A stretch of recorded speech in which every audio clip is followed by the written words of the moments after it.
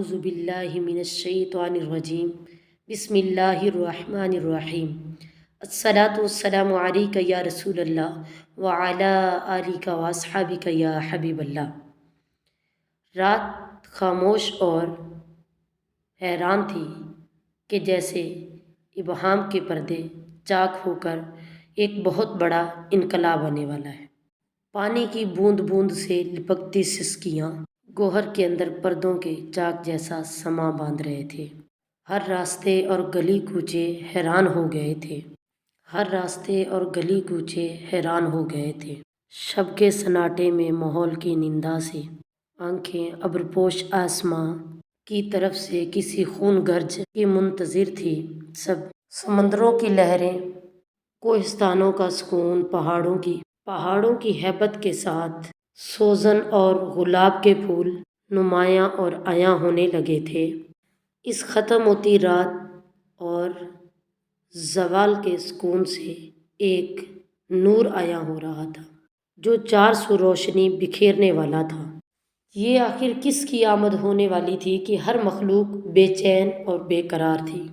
تاریخ عالم میں یہ وہ نرالا اور انوکھا دن ہے کہ اس روز خلق آدم کا راز اور حضرت ابراہیم علیہ السلام کی دعا، عیسیٰ علیہ السلام کی بشارت، یتیموں کا ماوا، بیواؤں کا مسیحا، مظلوم کی پکار اور غریبوں اور مسکینوں کا والی اور پوری انسانیت کا پرسان حال پیدا ہوئے۔ اس رات میں بہت سارے اور بے شمار معجزات ظاہر ہوئے جو اسلامی اور دیگر تاریخی کتابوں میں درج ہیں۔ اگر ان معجزات کو تحریر کیا جائے تو قلم کی روشنائی اور کاغذات کم پڑ جائیں گے۔ نبی کریم صلی اللہ تعالیٰ علیہ وسلم کی ولادت سے پہلے عرب میں خشک سالی تھی اور کھیتوں میں اور تمام علاقوں میں خشک خاک اڑ رہی تھی۔ لیکن جس سال آپ صلی اللہ تعالیٰ علیہ وسلم اپنی ماں کے عمل میں آئے تو دنیا ہی بدل گئی۔ ہر طرف سبزہ ہی سبزہ ہو گیا، ہر طرف درختوں کے اوپر پھل ہی پھل ہو گیا، ہر طرف پھول کھلنے لگے اور ہر طرف روشنائیاں ہونے لگی، گھٹائیں جھوم جھوم کر آتی اور خوب بارشیں ہوتی۔ اس سال اس قدر انعام و اکرام ہوا کہ عربوں نے اس سال کو خوش حالی کا سال کہنا شروع کر دیا۔ نبی کریم صلی اللہ تعالیٰ علیہ وسلم کی پیدائش سے پہلے عرب کے نجومیوں میں کسی بڑی شخصیت کی پیدائش کا چرچا عام ہو گیا، اور اہل کتاب بھی جو پہلے کتابیں پڑھتے آئے تھے ان کو بھی اس چیز کا احساس ہو گیا تھا کہ نبی آخر الزمان صلی اللہ تعالیٰ علیہ وسلم کی تشریف آوری کا وقت قریب آ گیا ہے۔ لہٰذا حضرت حسان بن ثابت جو عرب کے نامور شاعر تھے، وہ فرماتے ہیں کہ تب وہ 7 سال کے تھے اور وہ یثرب یعنی مدینہ میں رہتے تھے، تو اچانک ایک یہودی کو پہاڑ کی اونچی چوٹی پر چیختے ہوئے سنا گیا، جو یہ کہہ رہا تھا کہ اے یہودیوں، آج رات احمد کا ستارہ طلوع ہو چکا ہے جس میں وہ پیدا ہوگا۔ اس طرح کے اور بھی بہت سارے واقعات عربوں کی تاریخی کتابوں میں ملتے ہیں، جس سے پتہ چلتا ہے کہ حضور صلی اللہ تعالیٰ علیہ وسلم کی ولادت کے سال ہی عربوں کو اس چیز کا اندازہ ہو گیا تھا کہ وہ ایک عظیم ہستی ہے اور ان کی ولادت کے بعد ایک دفعہ تمام تاریخ بدل جائے گی۔ نبی کریم صلی اللہ تعالیٰ علیہ وسلم کی والدہ نے آپ کی ولادت کے وقت ایک خواب دیکھا کہ انہوں نے یہ دیکھا کہ ان کے اندر سے ایک نور نکلا جس سے شام کے محلات روشن ہو گئے۔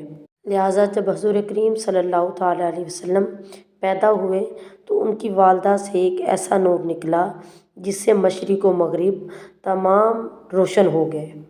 وہ نور اتنا روشن تھا کہ حضرت بی بی آمنہ نے شام کے محلات اس نور کے روشن ہونے سے دیکھ لیے۔ حضرت عثمان بن ابی عاص رضی اللہ تعالیٰ عنہ سے روایت ہے، وہ فرماتے ہیں کہ میری والدہ فرماتی ہیں کہ میں اس وقت حضرت آمنہ کے پاس تھی اور میں نے اپنے قریب نور اور ایسے معجزات دیکھے کہ ہر طرف گھر بھی روشن تھا، اور مجھے یوں لگ رہا تھا کہ ستارے قریب سے قریب تر ہو رہے ہیں، یہاں تک کہ مجھے اس چیز کا خوف ہوا کہ کہیں ستارے میرے اوپر گر تو نہیں پڑیں گے۔ جب آپ صلی اللہ تعالیٰ علیہ وسلم کی ولادت ہوئی تو خانہ کعبہ نور سے منور ہو گئے اور ستارے زمین سے قریب ہو گئے۔ فرشتوں نے آہستہ اور اونچی آواز سے اعلان کیا، جبرائیل علیہ السلام بشارت لائے اور عرش خوشی سے جھوم اٹھا۔ حوریں اپنے محلات سے نکل آئیں اور عطر نچھاور کرنے لگیں۔ بی بی آمنہ کے گھر پر عدن سے پرندے بھیج دیے گئے جو اپنی چونچوں کے ذریعے موتی بکھیر رہے تھے۔ بی بی آمنہ کے ارد گرد فرشتے کھڑے ہو گئے اور انہوں نے اپنے پروں کو پھیلا دیا۔ بحر و بر کی ہر مخلوق تسبیح کرنے لگی اور امام کائنات کی آمد میں جھوم اٹھے۔ مشرق کے چرند و پرند مغرب کے چرند پرند کے پاس مبارکباد دینے گئے، اور یہی عمل آبی جانوروں نے بھی کیا۔ نبی کریم صلی اللہ تعالیٰ علیہ وسلم کی ولادت سے کفر کے آنوں میں بھی ہلچل مچ گئی۔ نبی کریم صلی اللہ تعالیٰ علیہ وسلم کے والد حضرت عبداللہ آپ صلی اللہ تعالیٰ علیہ وسلم کی ولادت سے پہلے ہی انتقال کر چکے تھے، تو جب آپ کے دادا حضرت عبد المطلب کو آپ صلی اللہ تعالیٰ علیہ وسلم کی ولادت کی خبر ہوئی تو آپ بیت اللہ میں شکر کے لیے سجدہ ریز ہو گئے۔ تو اس وقت انہوں نے یہ منظر دیکھا کہ کعبہ کے ارد گرد تمام بڑے بت لات، عزیٰ، منات، ہبل سب کے سب منہ کے بل گر پڑے۔ دوسری مذہبی کتابوں میں اور خصوصاً زرتشتیوں کی تاریخ میں کہ اس رات دنیا کے تمام بت گر گئے تھے۔ حضور کریم صلی اللہ تعالیٰ علیہ وسلم کی ولادت کے رات کسریٰ کے محل میں زلزلہ آ گیا اور اس کے 14 کنکرے گر گئے۔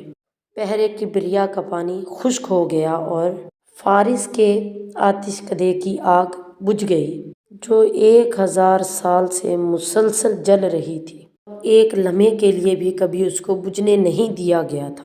آتش پرست اس آگ کی پوجا کیا کرتے تھے۔ جب آپ صلی اللہ تعالیٰ علیہ وسلم پیدا ہوئے تو آپ پاکیزہ بدن، تیز کستوری کی طرح خوشبودار ختنہ کیے ہوئے پیدا کیا، چہرہ نورانی، آنکھیں سرمگی اور دونوں شانوں کے درمیان مہر نبوت درخشاں پیدا فرمایا۔ حضور صلی اللہ تعالیٰ علیہ وسلم کی اس دنیا میں تشریف آوری کے ساتھ ہی کفر و ظلم کے بادل چھٹ گئے۔ محسن انسانیت سرور کائنات آپ صلی اللہ تعالیٰ علیہ وسلم کا اس دنیا کی تاریخ کا ایک عظیم واقعہ ہے۔ آپ تمام عالمین کے لیے رحمت للعالمین بن کے آئے۔ آپ کی ولادت کے بعد پوری دنیا میں ایک نور پھیلا اور کفر و باطل کے اندھیرے ہمیشہ کے لیے دور ہو گئے۔